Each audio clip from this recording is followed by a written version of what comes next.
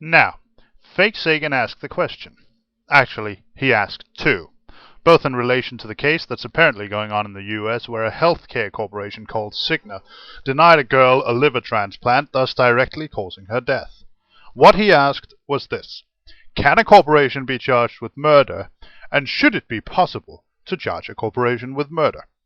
Now, for the first one, I don't have much of a clue about US law, and frankly, I'm not going to spend my time researching it, so I'm going to have to pass on that one. As for the second, definitely. A corporation should be responsible for any and all actions it undertakes, including murder, as a matter of course. A corporation is a legal entity and as such can be sued for a lot of things. Why on earth should murder not be on that list? As for punishment, I guess the equivalent of a prison sentence would be a massive seizure of assets, while the equivalent of the death penalty, which by the way I don't agree with either, would be dissolution of the corporation and total forfeiture of shares for all shareholders. There's a quote in Civilization 4. Yeah, I'm a geek, so sue me. But there's a really cool quote when you research the technology corporation, which really comes to mind with this case. It goes like this: corporation, noun.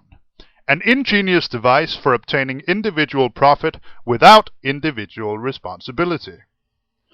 And when you get right down to it, that's all it really is. It's a way of not being held personally accountable for your actions. And I can only thank my omnipotent, non-existent Sky Daddy that I was lucky enough to be born in a civilized country where the government would fucking pay for my liver transplant if I needed one. You see, folks, this is why I'm not a libertarian. Because a hardcore libertarian will just shrug and go, shit happens, or whatever. Not me. To my mind, any democratic government has a 100% responsibility to the people to make sure by whatever means that no preventable bad shit goes down on them. Now, I live in one of the toughest tax systems on the planet. Of my monthly salary, roughly half goes directly into the government's hands. And you know what? I don't give a shit. I am never fucking moving. Because what I get in return in terms of free healthcare, free education, economic support if I lose my job or become sick or what the fuck ever, it's just amazing. I am not a socialist, although I'm sure a lot of Americans would probably call me that. I call myself a liberal because I believe that liberty with responsibility must be the foundation of a free, peaceful society.